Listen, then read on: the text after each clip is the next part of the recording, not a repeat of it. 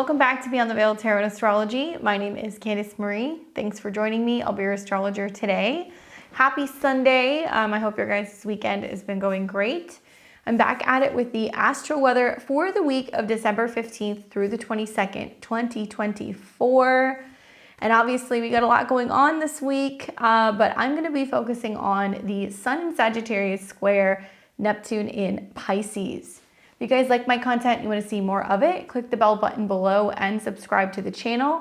Give me a thumbs up if you like this video and consider sharing it with other astrology enthusiasts, and leave me a comment. Let me know how you're feeling with the energies in the astro weather this week.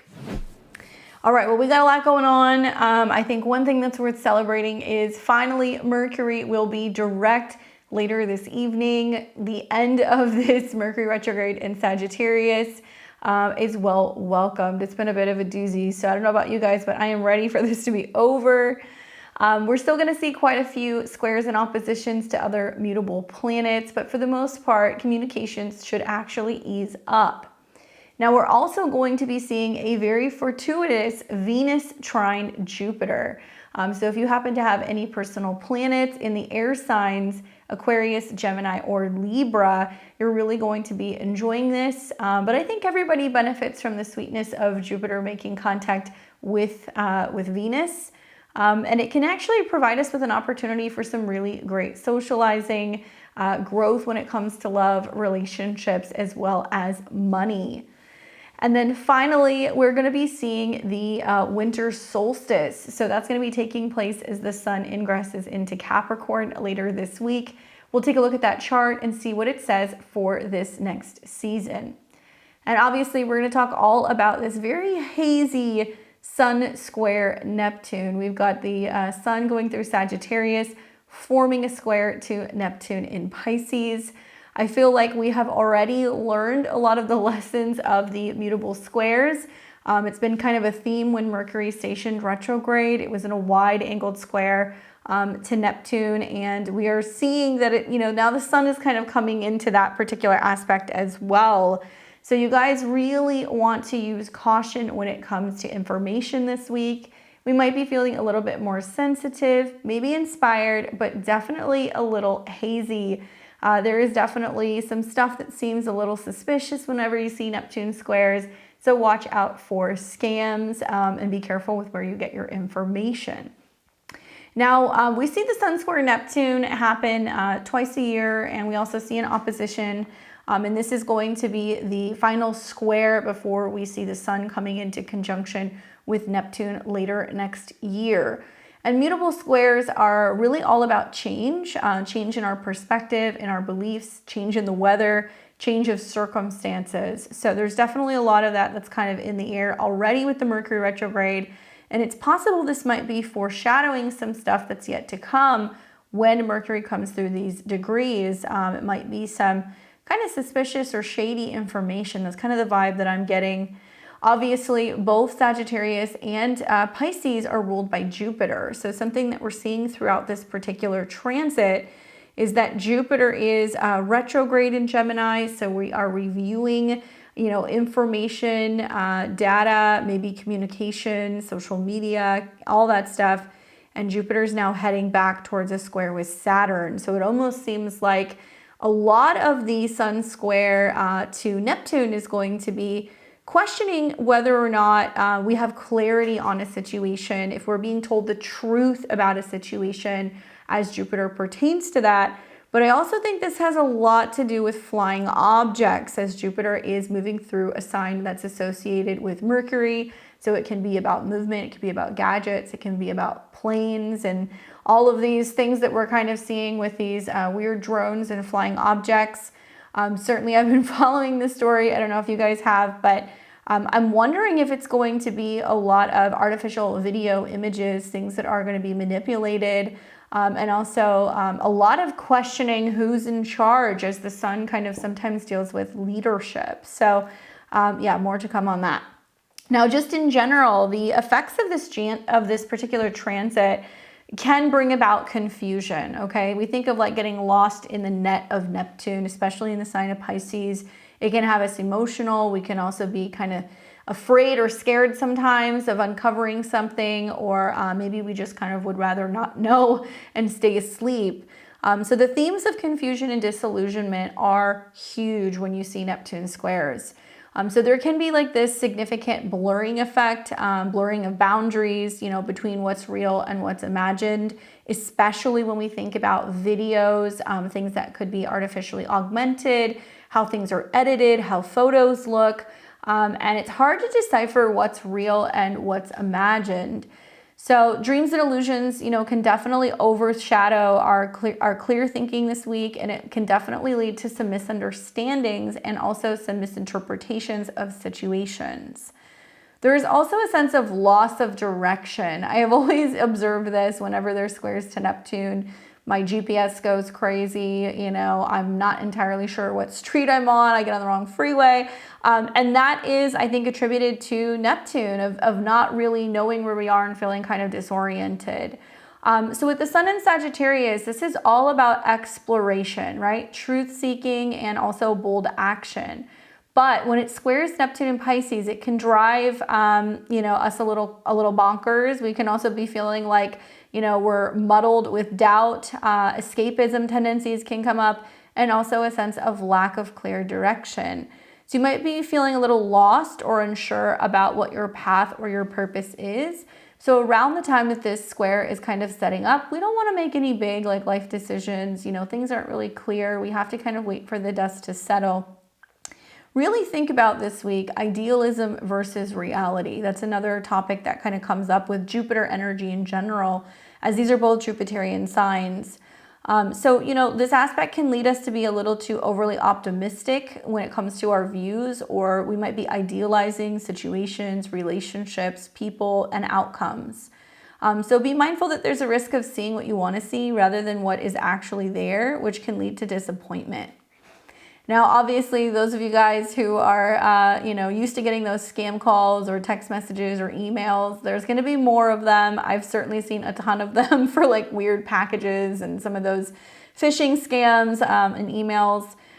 So be mindful that with Neptune squares, there is a potential for deception. Generally, it's a time where we need to be more aware because we can be more susceptible to deception, either self-deception or from others.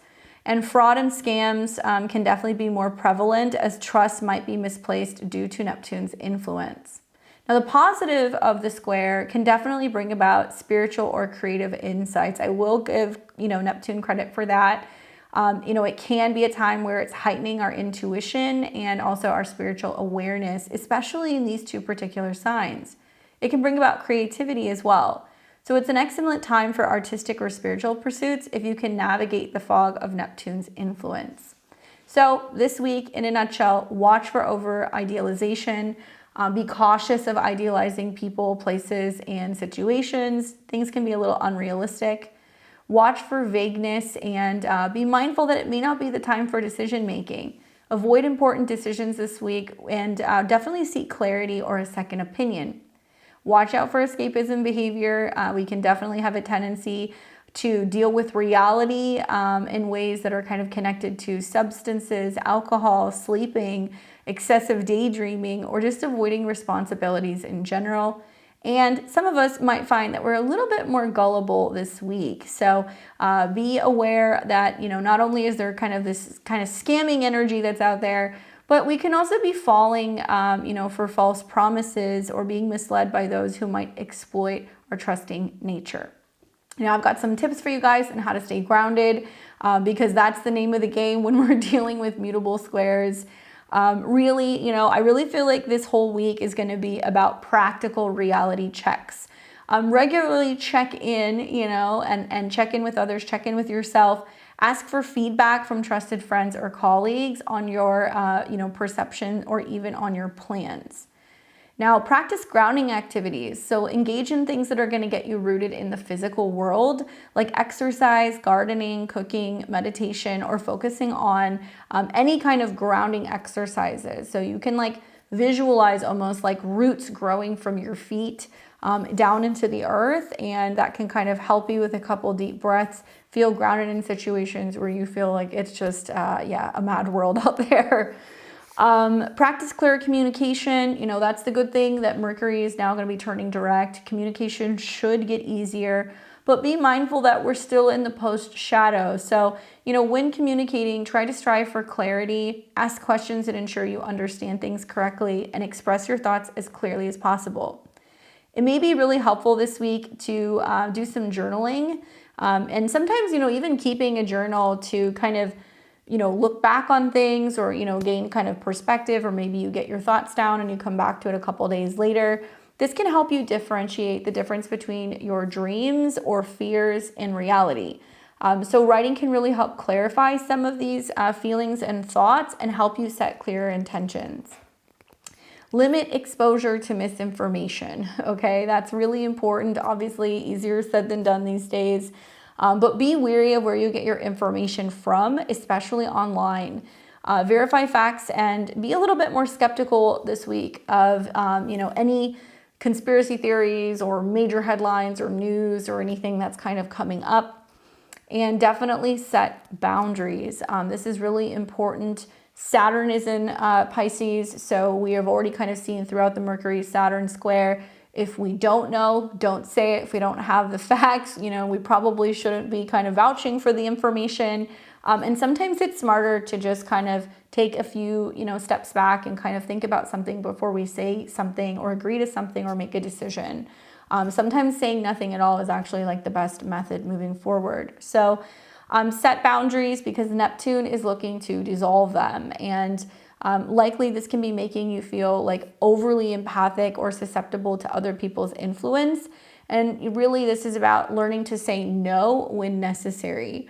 Know that we're going to see a lot of people out there this week with the squares to Neptune playing the victim, you know, being the martyr, oh, woe is me, you know, this happened to me, or you're going to hear a lot of sob stories. And I'm not going to say that they are not all legitimate, but be careful what you're buying into or what you're kind of getting coerced into participating in emotionally, financially, professionally, because there can be a lot of luring people in and making them feel guilty about stuff. Practice, like I said, spiritual stuff. So whether it's meditation or yoga, and when in doubt, seek some professional guidance. So if you're really having to make some big decisions this week, major life decisions, definitely sitting down with a therapist can be really helpful when we've got squares to Neptune. Consulting with someone who is a professional, so it can be a therapist, an astrologer, even a coach, that can provide external grounded perspective to help you make a better decision. Okay? So that is the main highlights for this week. If you guys stay tuned to the end of the video, I'm going to give you some insight on where this Sun-Neptune square is happening for each and every one of the 12 rising signs. So that way you're aware of where Neptune's going to be trying to kind of get you later this week.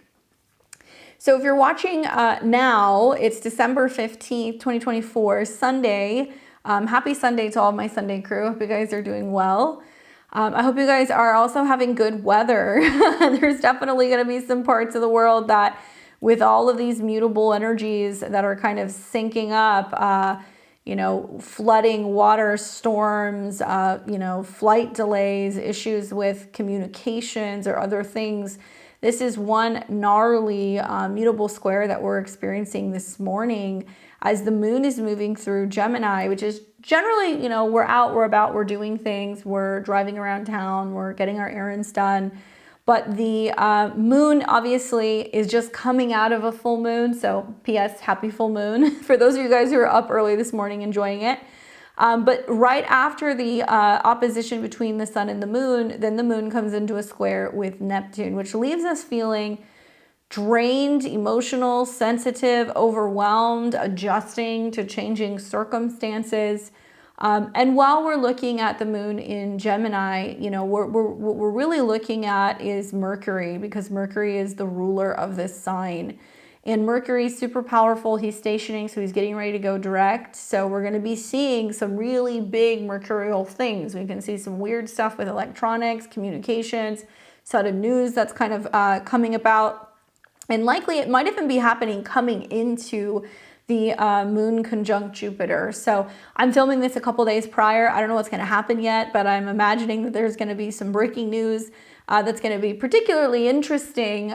Certainly, as I expected, the Mercury retrograde was a lot about flying things, planes, weather, major court decisions. We've seen all of that stuff kind of happen throughout this particular period. There's also been this reviewing or reworking or reconnecting when it comes to our international relations. That's been a huge theme kind of globally.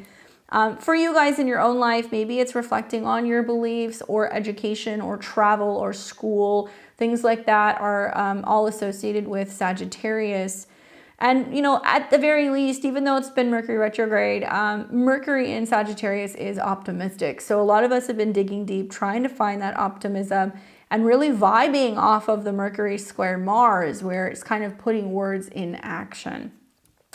All right, so aside from that very early moon square Neptune, where you may be seeing some weather stuff going on, we will see the moon come into the sign of Cancer. So that's going to be happening right around the mid-afternoon. And when the moon goes into Cancer, we are focusing basically on, you know, home, family, domestic related things. The moon will form a square to the north and south node. So not only are we still kind of vibing off of the full moon, which has kind of been this build up since Friday, Saturday into Sunday morning, but now we're going to see the moon make the aspect to its own nodes, which basically means that there can be some really fateful kind of events happening. Cancer deals with homeland, family, property, emotions, emotional security, homeland security, as well as the past. So take note of what's kind of happening later in the afternoon. I'm here on Central Time, so you might have to adjust your time zone depending on where you are. But as we're getting into the evening, that's when you're going to see that square, okay? Now, something else that we're going to enjoy later this evening is that Mercury direct. So yes, the Mercury retrograde is over. For those of you guys who have been kind of sticklers and you've been waiting this period out before you make any plans, schedule any travel, sign any contracts, in theory, you know, you kind of have the freedom to do that. Although I would encourage you guys to wait a couple days later when the moon is coming into a trine with Mercury. So I'll show you that in just a second. But when Mercury is turning direct, this is now the end of the retrograde. So that means that now Mercury, which governs travel, communications, business, learning, now, you know, it is basically coming to the sense of clarity, and there is more momentum when it comes to communication, travel, and learning. So some of us might notice this shift in optimism kind of happening later tonight. You might also be more eager to explore new ideas, or, you know, now make plans that maybe you've been putting on hold.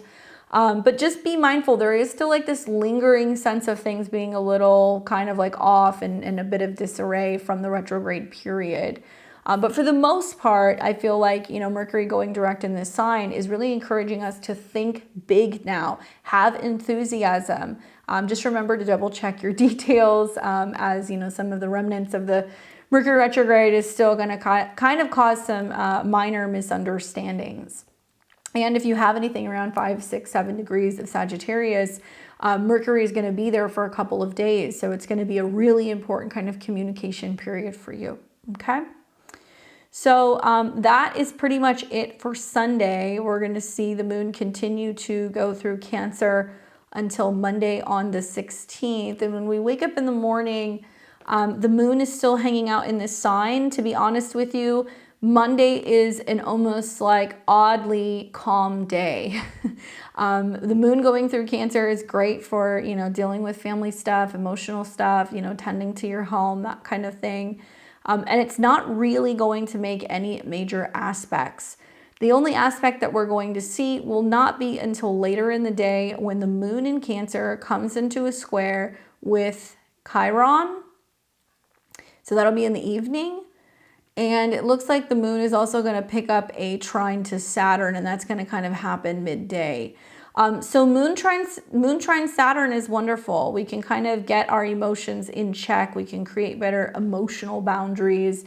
We can heal something emotionally. We can have better psychic and intuitive kind of, you know, clarity and groundedness as well.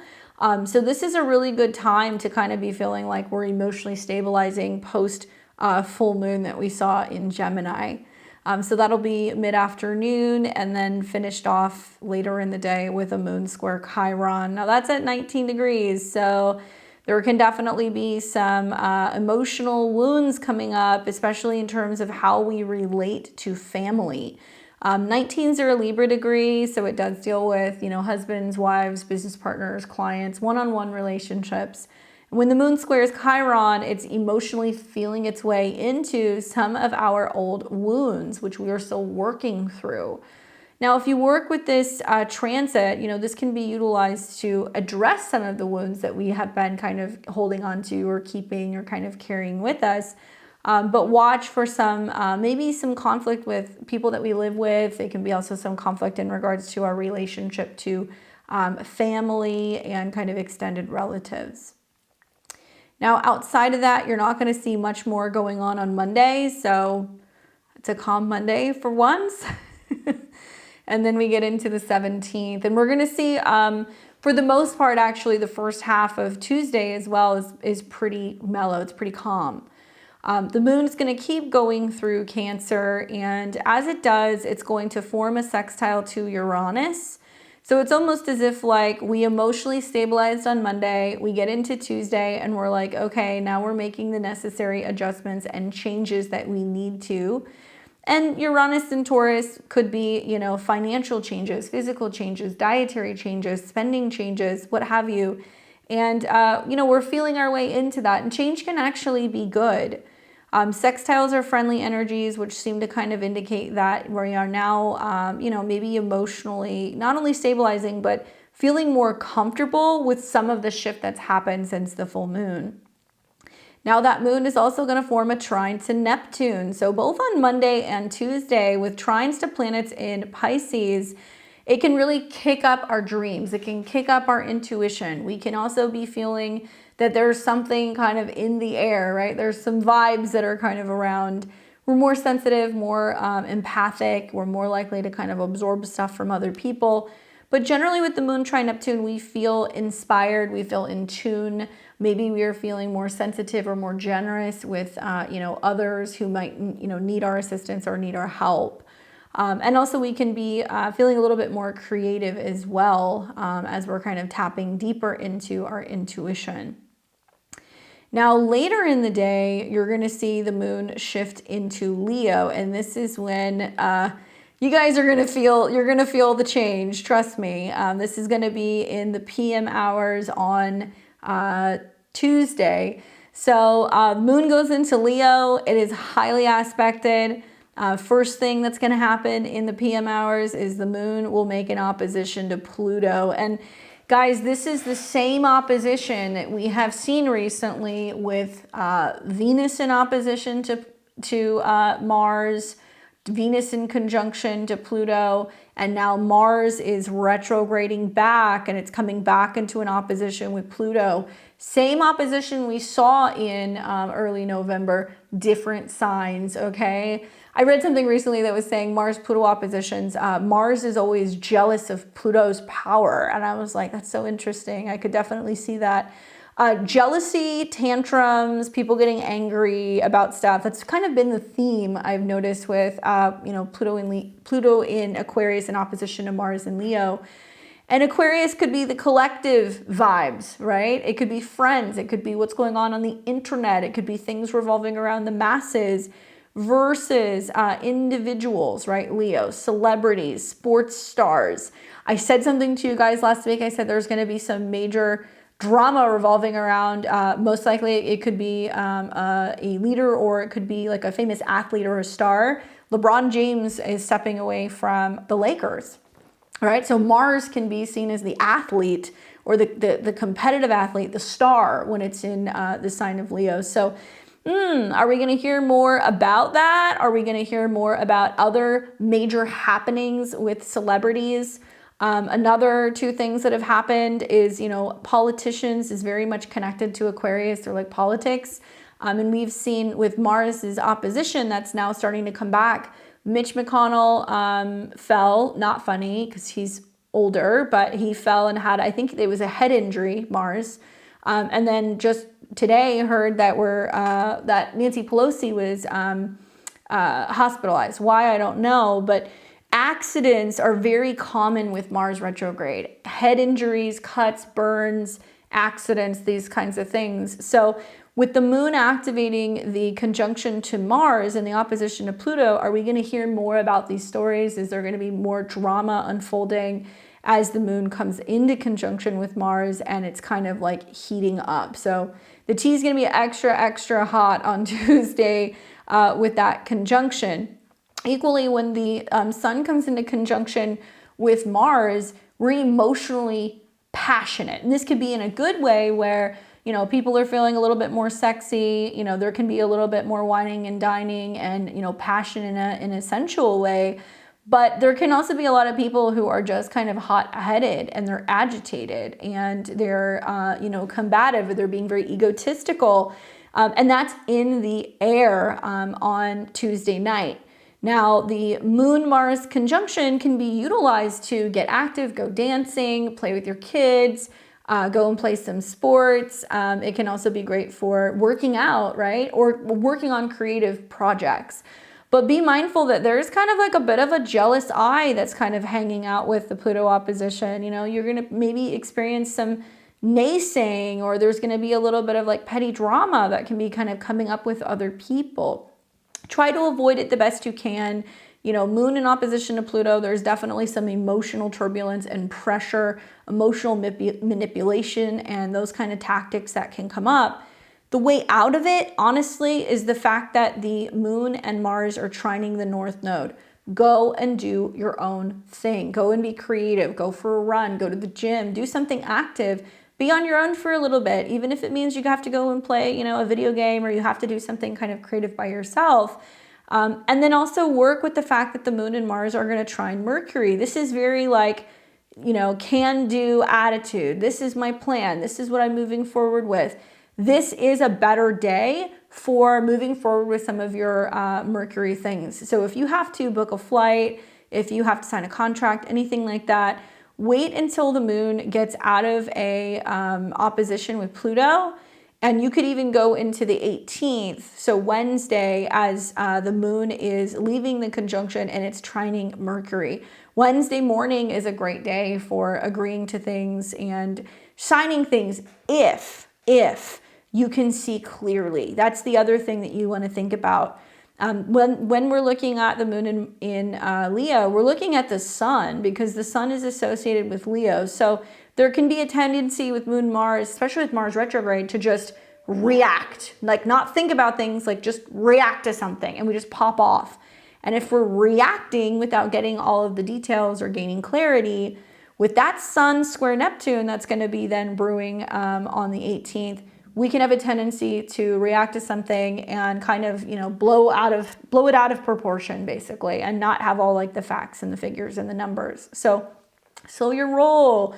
There's no need to kind of get super antsy about stuff and agitated or rush through things either.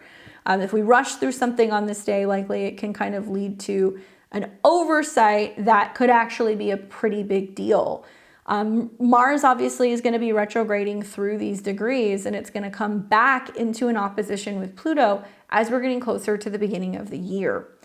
So now that we have already moved into the 18th, what I want you guys to be mindful of is that all day on the 18th, the Sun-Neptune square is happening. Maybe you're feeling it the day before on the 17th. Maybe there's this sense of being like, I don't know. I want to be a little passive about something. I don't want to make a decision. And someone or something outside of you is pressuring you, is rushing you, you know, is ruffling your feathers a little bit, is causing a little bit of drama. And sometimes when we're under pressure with the squares, we just react, right? And so I think about how, you know, there is some pressure going on outside of the moon and Mars from Aquarius, where honestly, to me, this screams peer pressure. The peer pressure of the group consensus, what everybody is going along with, what everybody believes, what everybody thinks. And because people are reacting to some situation or some news, they're going to react very strongly and very firmly, and sometimes with this opposition, very violently.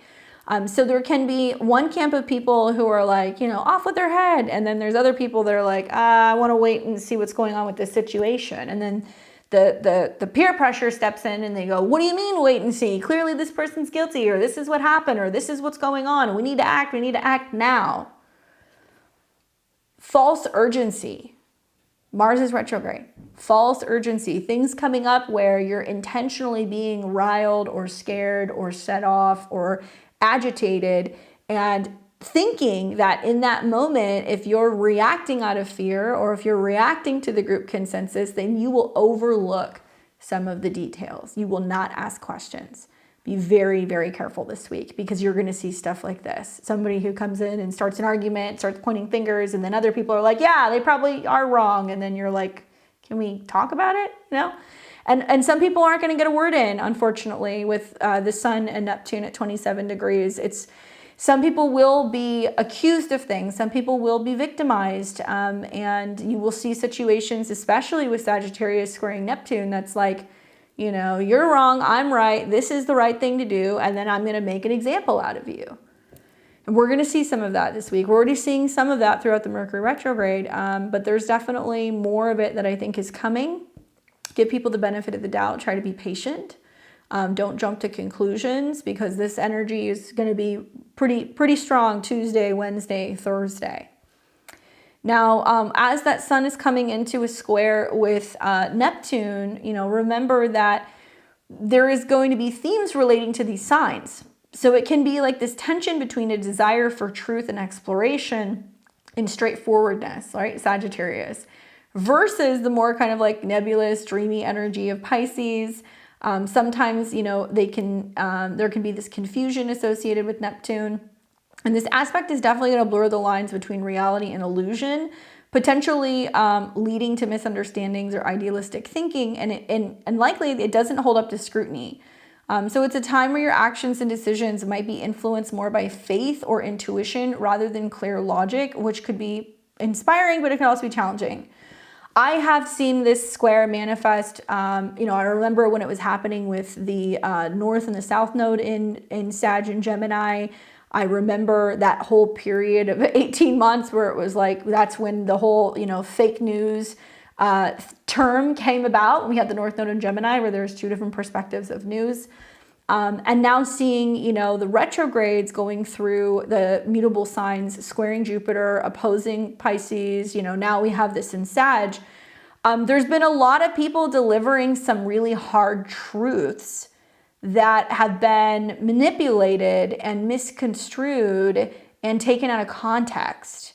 And I've noticed that there's been a lot of people who are really quick to be like, well, that's racist, or that is, like you're not being tolerant of certain people's culture or their religious beliefs or what have you. And like, frankly, there are a lot of jerks out there that are saying and doing some nasty things, in all fairness. But when people are being matter of fact about situations, and whether it's immigration, it's religion, it's culture, whatever, these are all Pisces, Sagittarius things. We see this distortion when it squares Neptune. That's kind of like, well, it's being distorted. It's kind of like, well, we should accept this and we should allow this. And it's because this group or this person needs help, and we'll just overlook some of the things that happen, which would traditionally put some of these people in jail in other countries and in our country. And in all fairness, I'm not singling any particular group out, but it's been really bizarre to watch. And so Sagittarius has been, especially through the retrograde, a lot about, well, what does the law say, right? What does the law say? What are the judges saying? What's kind of coming out of some of the courtrooms? And a lot of it's been challenging the rule of law, right? Jupiter retrograde in Gemini now, coming back into a square with Saturn, whether or not we're going to uphold certain laws, if we're going to follow certain laws, and if the laws apply to everybody or not. And that's in a multitude of things that's going on right now. So without getting too much into that, I would just say that watch out for people who are relaying their truth. And everybody's going to have their own truth. Not everybody's going to have the same perspective with these squares. And when people are speaking frankly and bluntly with Mercury and the Sun in Sagittarius about, what is right and what is wrong, you're going to have some people that are going to be like, well, you're cold, you're heartless, you're not being compassionate. You got to think of this and you got to think of that. And there's going to be a lot of back and forth and riff about religious, cultural, and also I think like some of our I guess beliefs. They're all going to kind of come into question. And we're also going to start to see where some narratives revolving around these topics have intentionally been distorted, right? So we'll see what happens. Like I said, try to proceed with caution with that square. Try to be sensitive. Realize that we're still waiting for some of the details to kind of shake out. We can't really jump to any conclusions right now. And quite frankly, with this being at a Mercury degree and Mercury just having turned direct and it's at a 6, I see a lot of this being connected and correlated to things revolving around health, job numbers, how people are communicating at work, whether or not people are being, hopelessly and gloriously optimistic. Is there a lot of, people trying to kind of build, team spirit and like momentum? Is there more information that's going to be kind of peeking out over the next couple of weeks about court cases and things that are connected to, the kind of pharmaceutical or medical industry? I think we're going to see more of it. We'll see. We'll see what happens when Jupiter opposes Mercury, because it'll also square Saturn. So that's going to be a big transit. All right. So this is going to take us into the 20th. And let's keep, not the 20th, I take that back, the 19th. So we're going to keep going through the 18th in the morning. The moon will come into an opposition with Venus. That's going to happen on the 18th later in the day.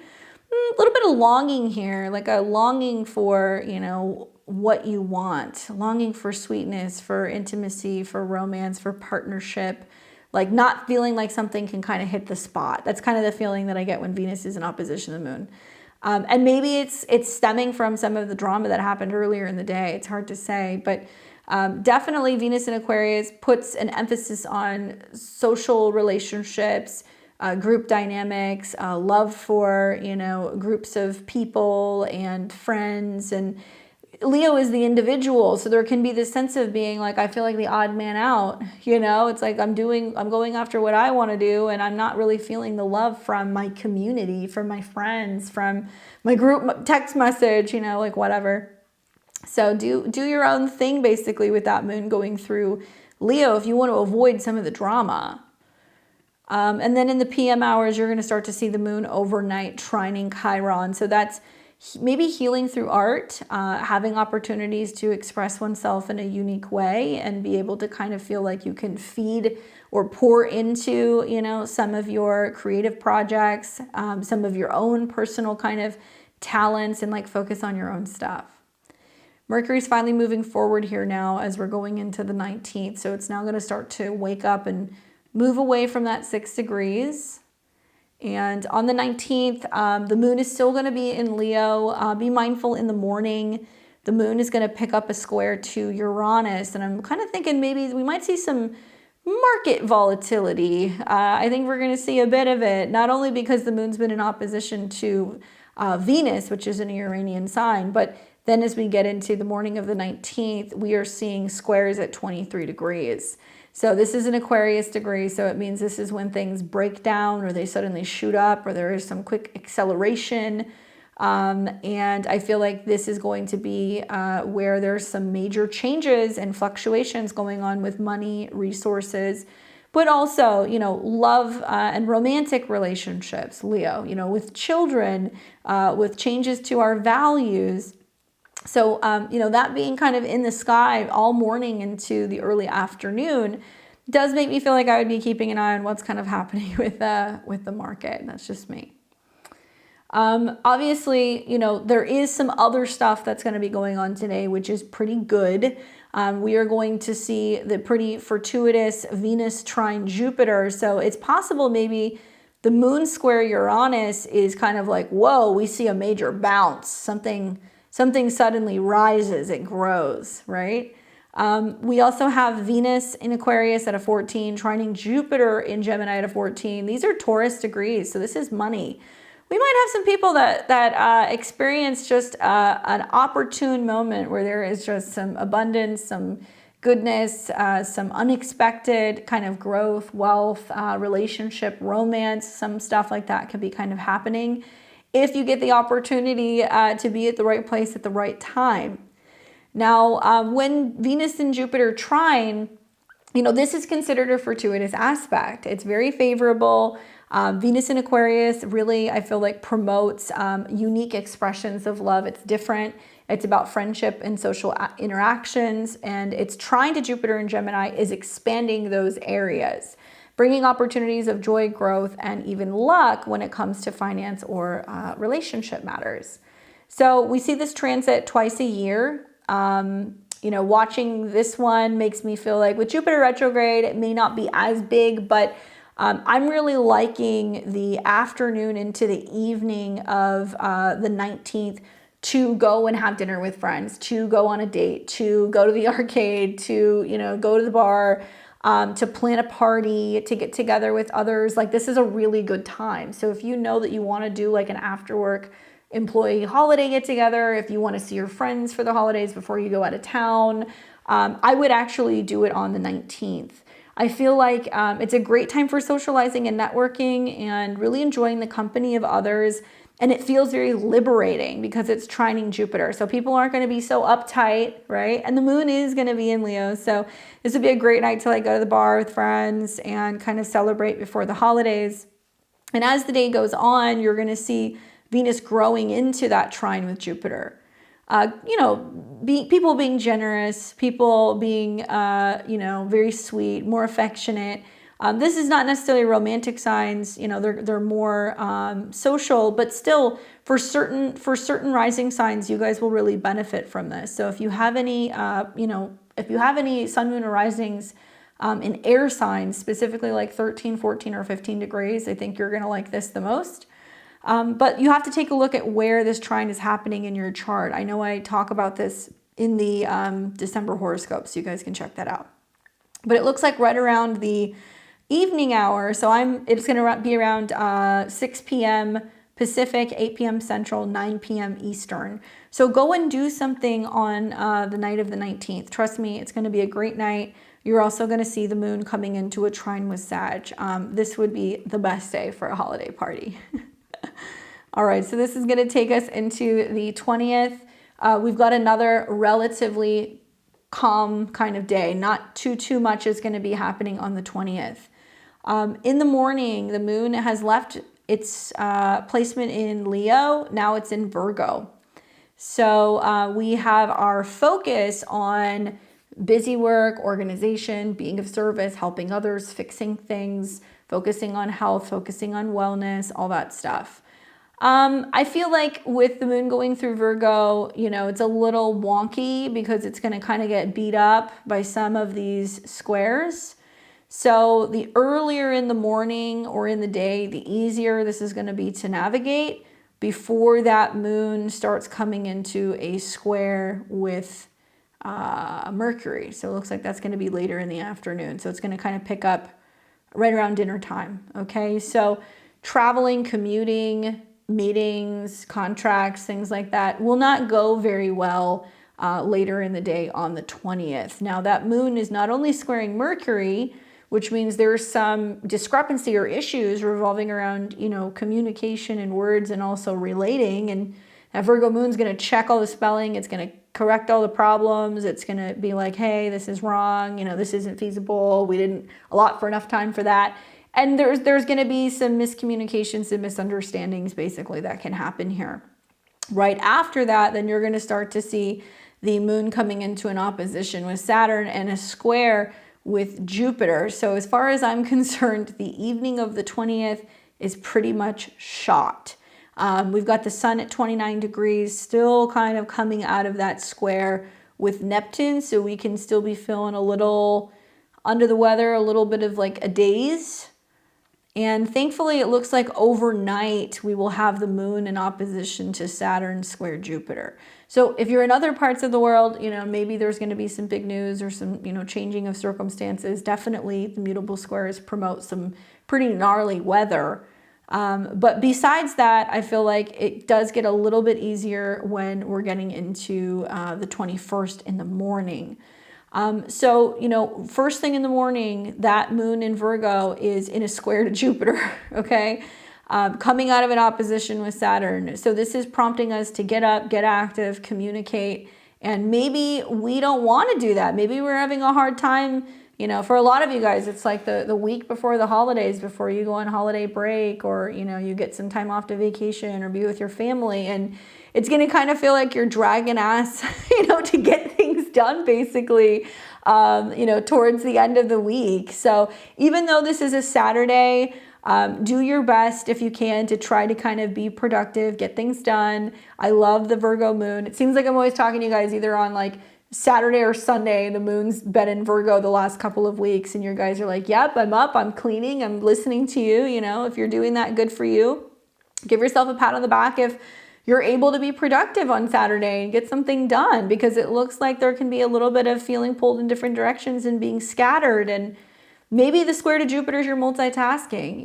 You're like, I'm listening to an audiobook and I'm working out, or I'm cleaning the house and, I'm listening to astro weather. You can do that. Just be mindful that there can be a tendency to take on too much. And there's like this sense of still feeling like a little bit communication-wise being a little stifled.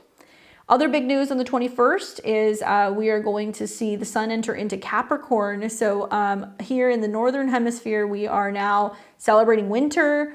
I know some of you guys in the United States, it doesn't feel like winter where you live. Other places, it's definitely frosty out there.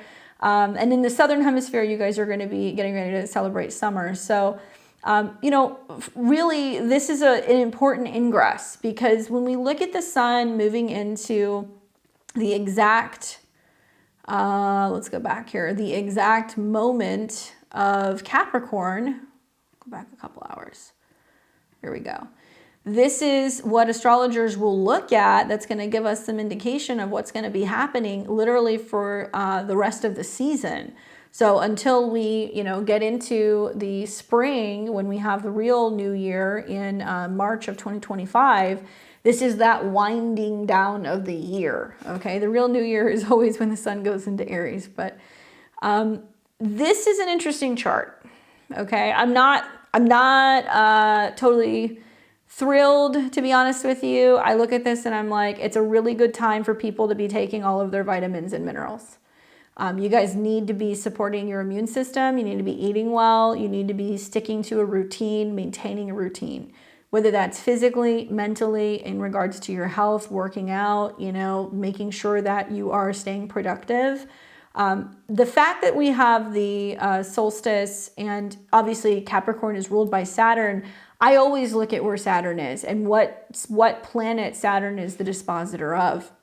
Well, we've got Saturn in Pisces, which is now direct, and it's really about like taking responsibility and accountability, and sometimes, not really feeling like we have the energy or the will or the emotional capacity to do that. That's been my interpretation so far of Saturn in Pisces.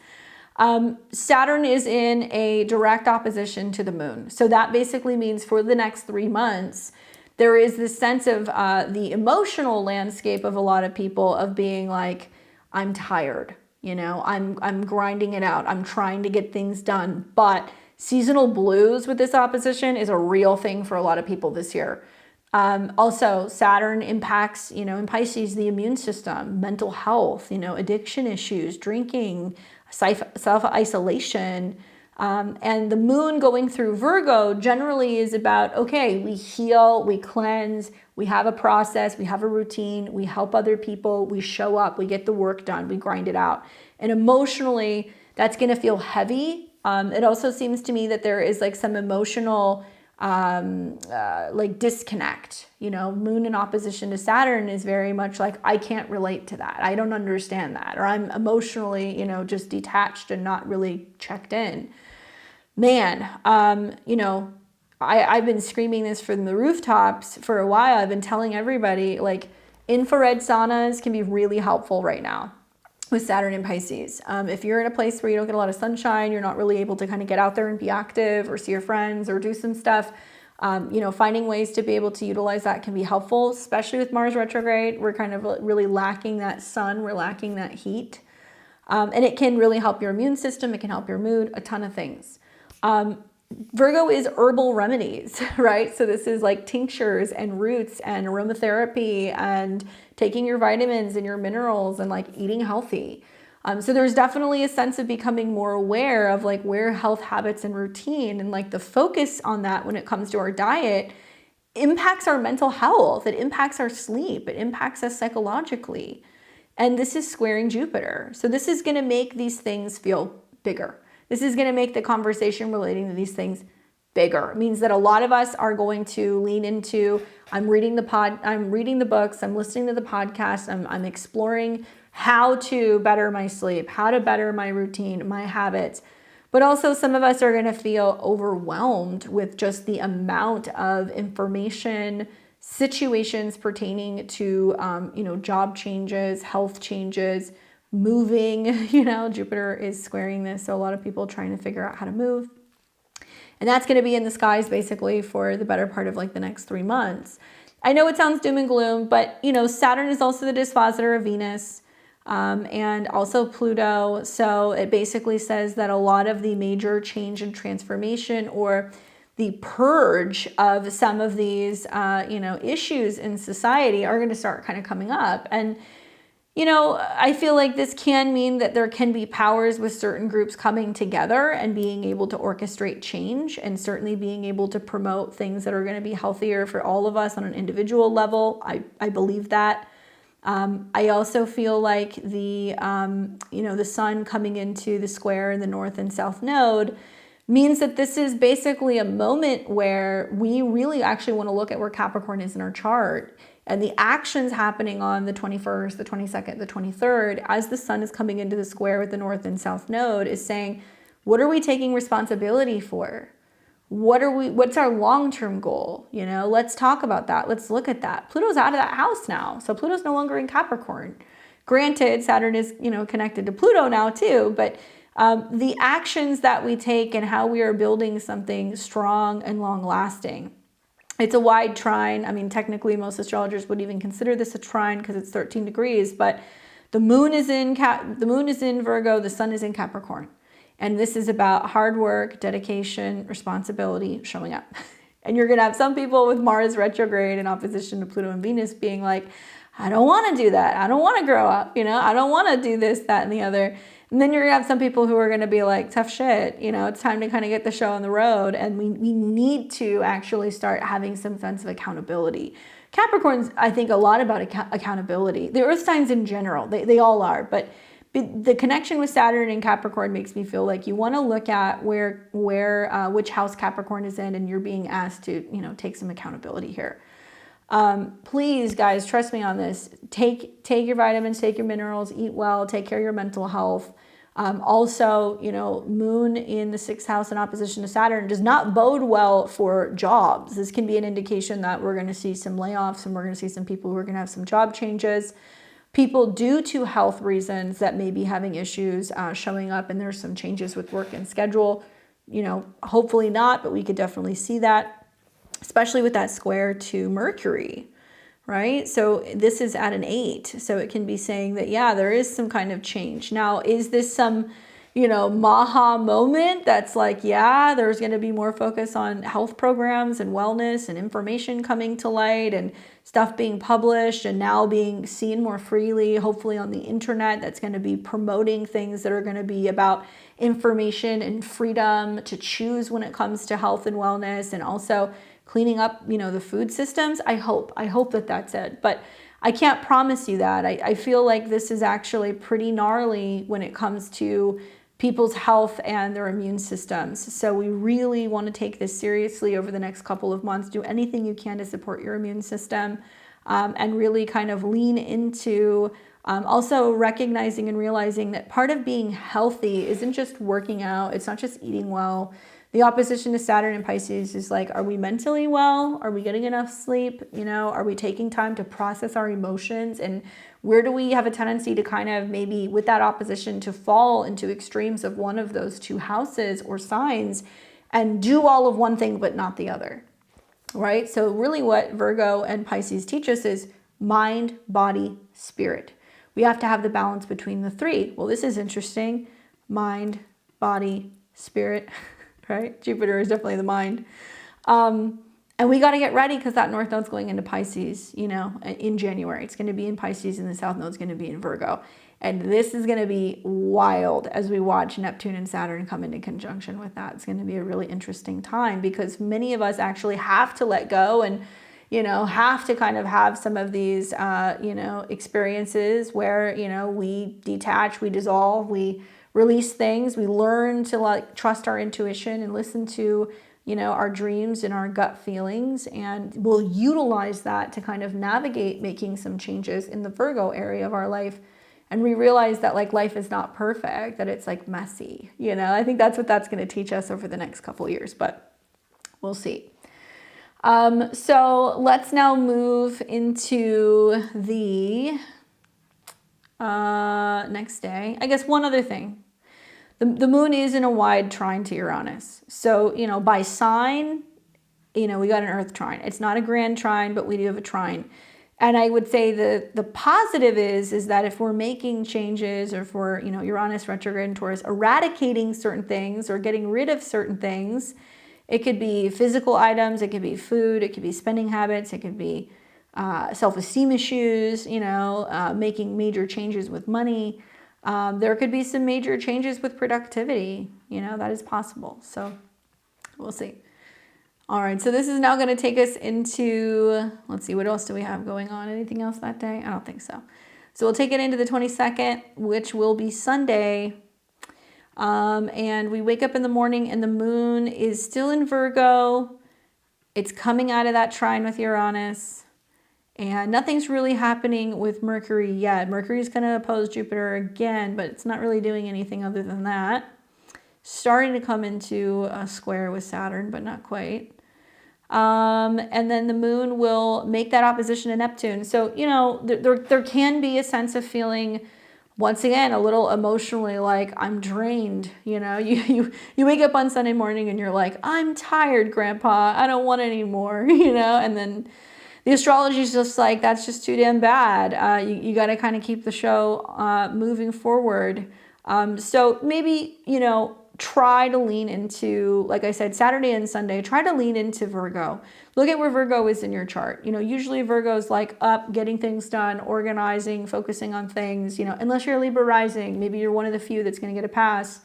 But I really feel like this is about being like, no, I'm not going to fall into worry, despair, hiding out, being in my bed, oversleeping, over drinking. Like this Sunday is not the morning that you get up and you go and you do brunch with your girlfriends. It's like the morning that you get up and you do your yoga, you meditate, maybe you organize, you set some intentions, maybe you kind of clean up, you burn some incense, and like you have a healthy start to your day.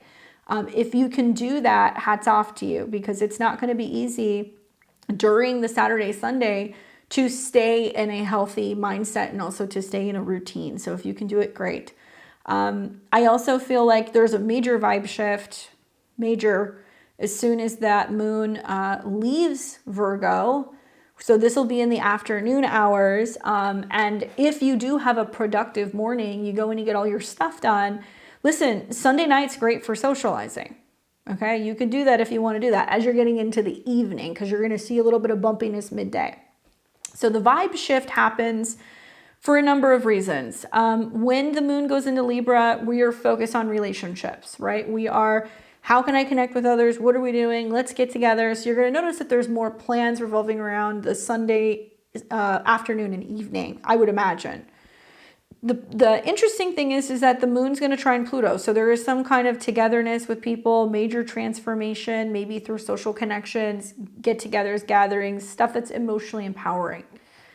But the moon is going to come into a conjunction with the South Node and a square with the sun. So we're emotionally clearing, detaching from the idea that we have to be around people or have to be specifically just with romantic partners. Maybe we're leaning into doing something socially later in the day on Sunday. And there's like this emotional purge. And then when the moon squares the sun, plans don't go according to plan, right? There's the sense of the sun in Capricorn, like work, responsibility, taking care of things, being busy. And then the South Node Libra is like, because we're doing those things, we might have some people bail. There can be some disappointments in relationship. We can feel like we don't have the support that we need in some capacity. So there's a little bit of disappointment in the afternoon with some of these aspects. Now, what's interesting is that when the moon's in Libra, we're looking at Venus. Venus has been kind of like on a sugar high for a couple of days. She's been trining Jupiter. Maybe there's been a lot of gatherings and get-togethers and emails and letters and packages and things going back and forth between friends, right? Or a lot of travel for some people, maybe. So there's like a sense of maybe, feeling a little burnt out by that. By the time you get to the weekend, you're just like, I have just burnt out from shopping and socializing. I just need some time to kind of gather my thoughts. And then the moon will cross the South Node right here and then start coming out of the square with the sun. So honestly, Sunday night, okay? So I'm looking at after 6:30 p.m. Central Time. So that's going to be 4:30 Pacific. That's going to be 7:30 Eastern. Aim for plans in the evening because then you're going to start kind of seeing the moon moving out of the square, and you're going to start seeing it starting to kind of pick up a trine towards Venus, which you will actually have into Monday morning on the 23rd. So be mindful that, if you stay organized and you get stuff done early, you'll be able to kind of navigate plans later in the day. But it wouldn't surprise me if some stuff kind of falls apart a little bit or gets pushed until like Monday. All right. So that's it for this week. I would like to show you guys the Sun-Neptune square just so you have some food for thought so you can see where that is kind of happening for each and every one of the 12 rising signs. As a reminder, I'm a Western astrologer. I practice Western astrology. This is not Vedic. For the purpose of my readings and my presentations, I always show this to you guys in whole sign format. But as many of you guys know, I practice Western astrology using Placidus. I don't always use whole sign. So you may have to listen to more than one sun sign if you're a Placidus user. You want to look for where 27 degrees of Sagittarius and Pisces is in your chart, okay? So I recommend listening to your rising sign. That's going to tell you quite literally where the blind spot is that you're dealing with Neptune this week. Where you can be maybe, deceived, or you can kind of get bamboozled, or where maybe there's something that you don't see coming, or you need to be a little bit more aware that there is going to be some kind of like Neptunian energy in that area of your life.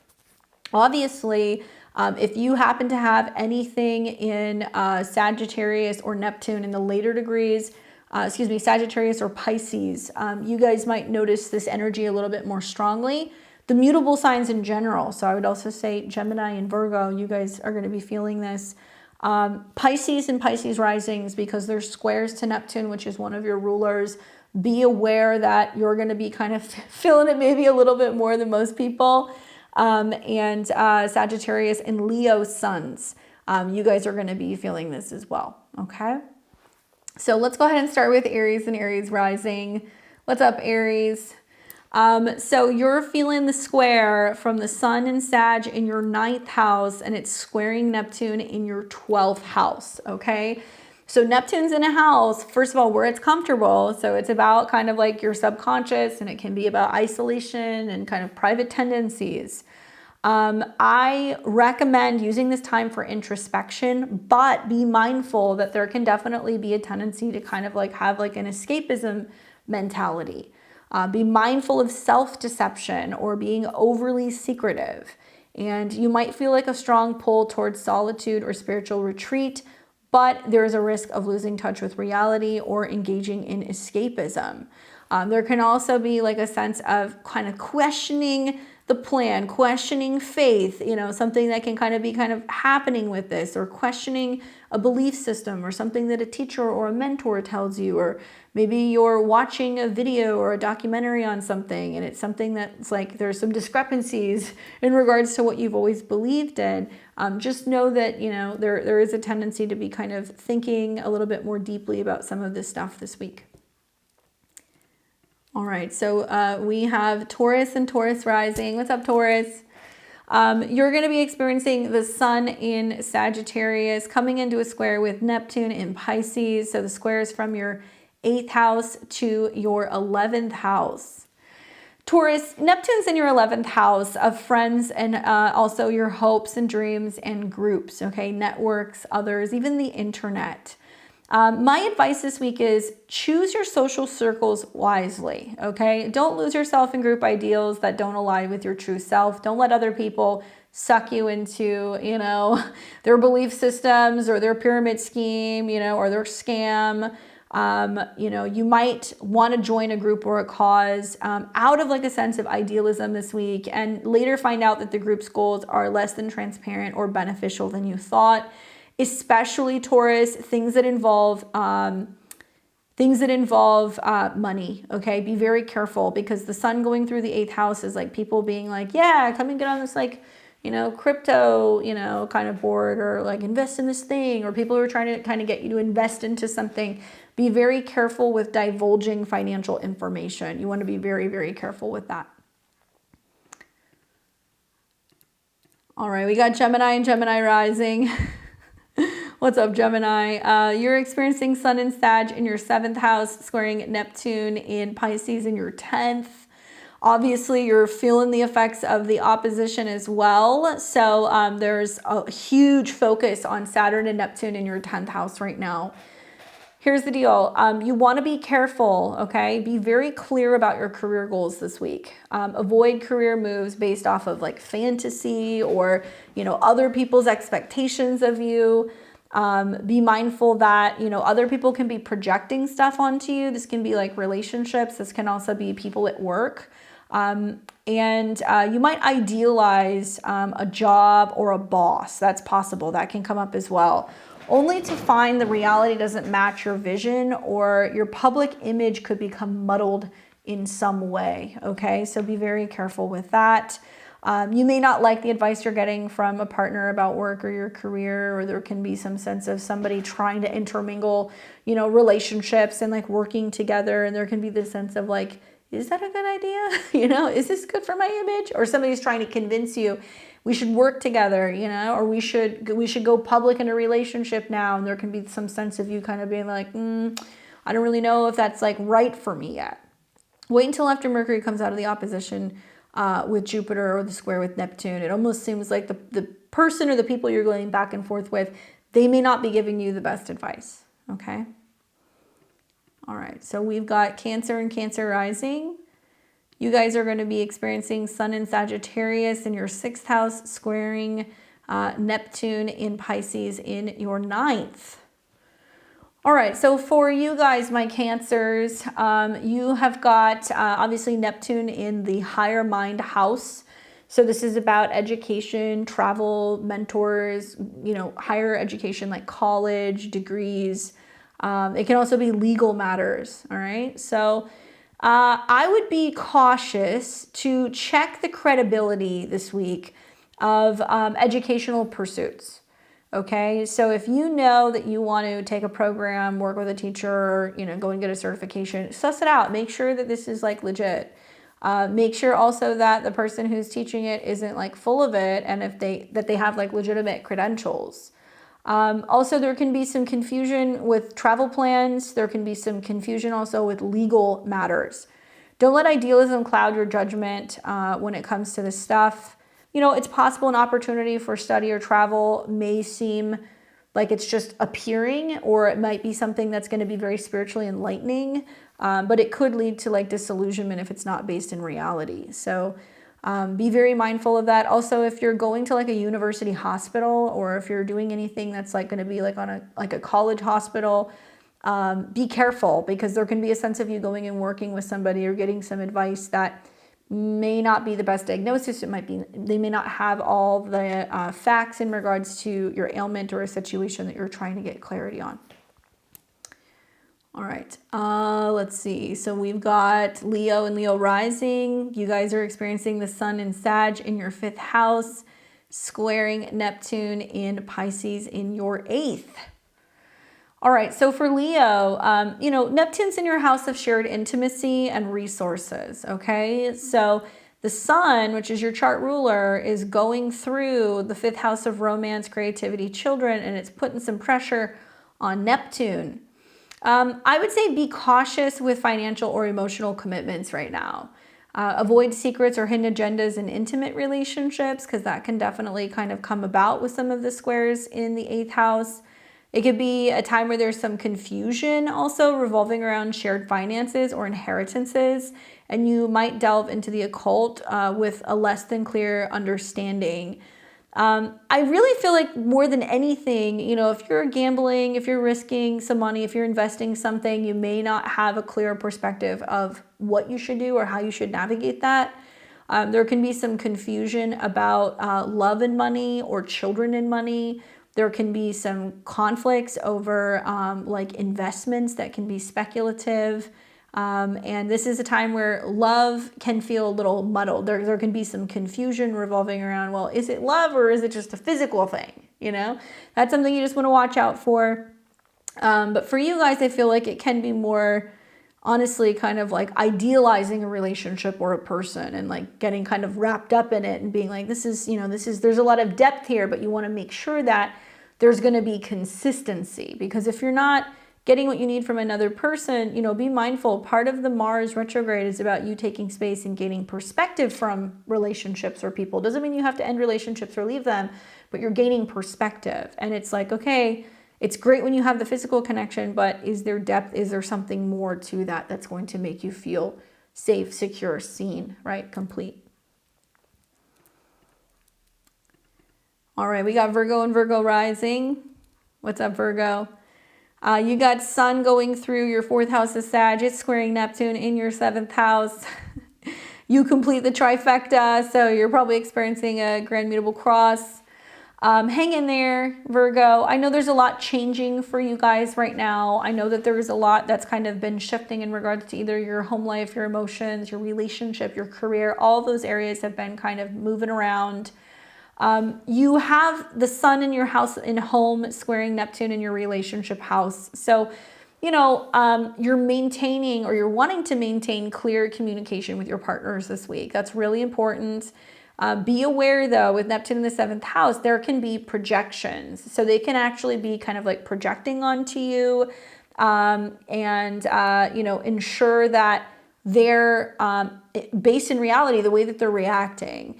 There can also be the sense of a partner kind of like hiding away or not taking responsibility or not kind of showing up when it comes to emotional matters, home matters, family matters, and there can be a sense of feeling like, what do I do? And Saturn and Neptune are both in your opposite sign. So there is this sense also for some of you guys that it's not so much a person, but there is a sense of seeking. When does somebody come into my life? When does that happen? How am I going to find them? And you may find yourself kind of reflecting on the past, or maybe just feeling a little bit more like a homebody right now, and you're questioning, how you're going to be able to get to a point where you can see the relationship growth or the career growth that you're hoping to achieve.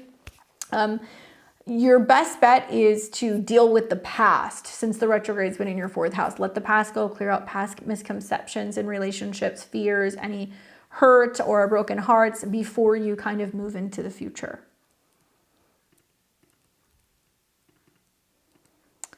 We've got Libra and Libra rising.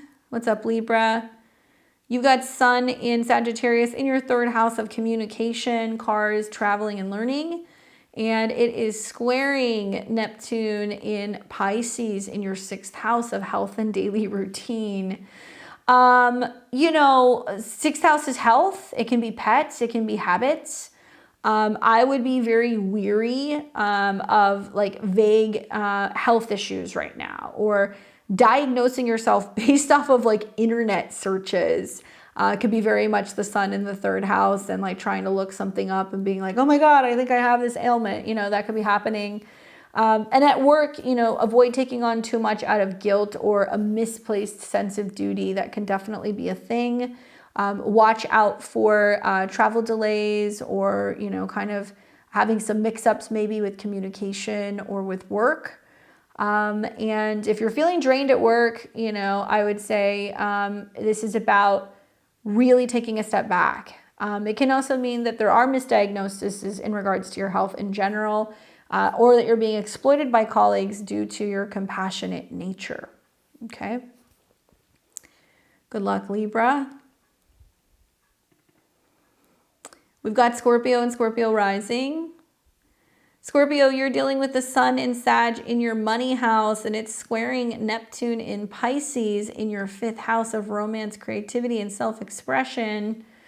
This is a financial one for you, my Scorpios. It can also be very much connected to relationships. So, you've had this retrograde in your money house. It's been back and forth about what you have in regards to other people, and it's been squaring Saturn. So there's already been some of this stuff in the air. With the sun going through your 2nd house of personal possessions, squaring Neptune in the 5th, be careful with investments, speculative, gambling, taking chances, especially if it's something that you don't know a lot about or if it's something that you're not willing to potentially take a risk on. Now, the other thing that can be coming up is some kind of like feeling of responsibility for, financially funding something. It could be a hobby, it could be a business, it could also be things revolving around children. And in the realm of relationships, I think that this could be a time where, you're maybe not seeing romantic partners so clearly. Maybe you're seeing them through rose-colored glasses. Some of you guys who are single or just kind of dating, you might fall in love with an idealized version of someone. And at a later point, this could lead to disillusionment. So make sure that you have realistic expectations when it comes to your partnerships and also when it comes to your creative endeavors. That's very important here as well.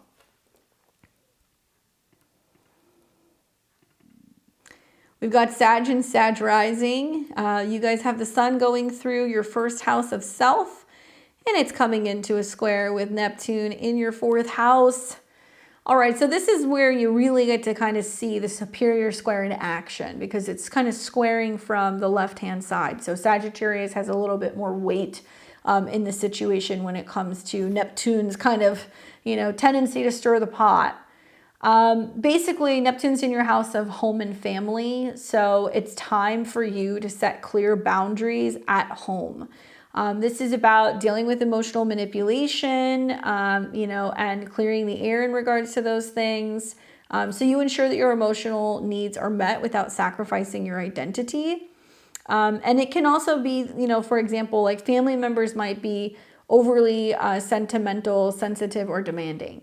Or you might feel a sudden urge to like escape your kind of domestic responsibilities and say, I don't want to go back home, or I don't want to, have to, commit to being here for too long, or I don't want to have to go and take care of a family matter or a home matter. There's like this flightiness that can kind of come up in the 1st house. And there can also be a sense of feeling very disconnected from home or from family. And it's up to you with Saturn and Neptune in your 4th house to decide where home is. It's not always necessarily a place. Sometimes it can be with a person, So the Mercury retrograde has been kind of bringing a lot of like this back and forth communication with people up. And now you're supposed to be figuring out how to navigate some of these changes that are happening for you emotionally or on the home front.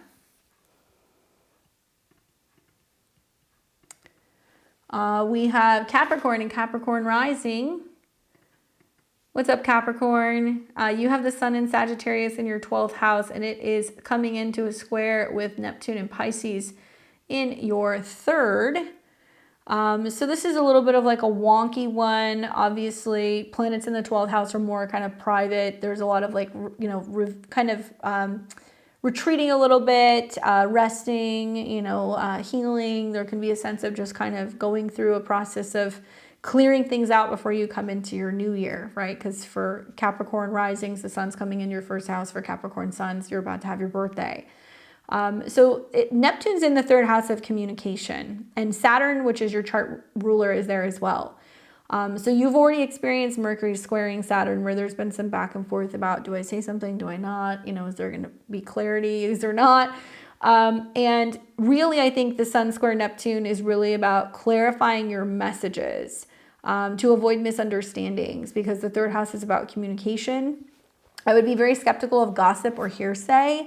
And an example that I give you is, there could be miscommunications with siblings or with neighbors that can occur with this transit. You could be misled by, a convincing but false story in your local community, or something that you kind of read online, or some kind of email or message that is sent to you. Try to use discretion when it comes to communication and what you are reading and learning. But I think a lot of you guys are doing very well with this, actually, with Saturn in your third house. And we have Aquarius and Aquarius rising. Aquarius, you are experiencing the Sun and Sag in your 11th house of friends, networks, and allies, coming into a square with Neptune in your second house of money and resources. Okay. So for you, my Aquariuses, be careful with money scams, financial scams, money going missing, stuff that's kind of vanishing, or some vague conversations or interactions with other people revolving around money. Watch your finances closely. Avoid any kind of like get rich quick schemes or overly generous acts that could deplete your resources. As an example, you might be swayed by a group of people or a friend to make like an investment. This investment could be something that is connected to art, or maybe even like music, or something that is like beautiful. And they'll, talk to you about this investment, and it may seem promising, but it's not practical, right? There's something that's kind of off about what they're trying to convince you to kind of invest into. Really lean into Saturn, one of your chart rulers, in your second house, where you're learning to be a little bit more cautious and careful, and also frugal or conservative when it comes to some of your spending. And don't just take somebody else's word for it if you're considering making an investment. And then finally, we've got Pisces and Pisces rising. Pisces, you are gonna feel like the victim, unfortunately, with this square. It'll be quick moving, but the Sun's going through the 10th house of your career and your professional life and your reputation, and it's squaring Neptune in your sign. And obviously, for all the mutable signs, things are a little louder right now when you see these squares happening in the cardinal houses. Essentially for you, Pisces, Neptune's in your sign, and a lot of you guys are going back and forth, and you have your good days and your bad days. You probably have days with Saturn there where you're super focused and you're good with your boundaries. And then you have other days where, you're leaning more into the Neptune energy, where you're like, I just don't care, or I just don't have the energy, or I can't focus, or, you're processing, or you're healing, or dealing with something emotionally. So with the Sun making this square, it's kind of beaming down on you. So you might want to kind of go back and look at what happened about a week ago when the Sun squared Saturn. What happened then? Now there is a sense of either releasing and letting that go, or there can be a sense of you being like, I'm feeling kind of beat down a little bit, and I'm feeling a little bit, like it's challenging for me to be able to overcome some of this stuff, or you can feel like people are being very critical. So be cautious also of like identity confusion. Like, affirm yourself and also your self-worth, and don't let others define who you are or tell you that you are or are not good enough. Don't let other people give you a hard time. You may feel unusually insecure about either your status, your appearance, your identity in some way. Someone may project, an idealized version of you that you can't live up to. And there can be some sense of you having like some self-doubt. Like that can definitely kind of come up with the square as well. So in this case, I've said for all the other signs, watch out for Neptune. Neptune can be, the thing that's kind of like nefarious in this situation. And I think for you, it could be that, you could be your own worst enemy. Somebody could be building you up and you're like, oh, I don't see it. I can't do that. I'm not that great, or I'm not capable, So don't doubt yourself, take really good care of yourself, and hang in there throughout this transit this week. Well, guys, I hope that's helpful in navigating the astrology for the better part of the next 7 days. Keep me updated. Let me know how you're feeling with some of these aspects, what you think about some of the astro weather this week. Don't forget to hit the bell button below and subscribe to the channel. Give me a thumbs up and leave me a comment and let me know. Any interaction with the channel is so helpful. We're super close to 40,000 subscribers, so you guys can help me hit that goal by subscribing. I will be back here. I think we still have another live before I leave, so we're gonna be back here doing tarot in this next week. So you can catch me on Friday. I'll be here around 6 p.m. Pacific time doing tarot readings for you guys if you want to hang out and join. Equally, check out the December horoscopes. We are going to have actually new horoscopes that are going to be coming out in this next week. I'm going to talk to you about January. If you haven't already signed up for my New Year's Day live webinar, please do head over to my website at beyondtheveiledtarot.com. And you guys can hang out with me on New Year's Day. We can talk about the astrology of 2025. Click the website below if you want to see my calendars and all of my last minute goodies for Christmas gifts, or if you'd like to book a reading. Otherwise, I'll see you all very soon. Enjoy the rest of the week. Take care.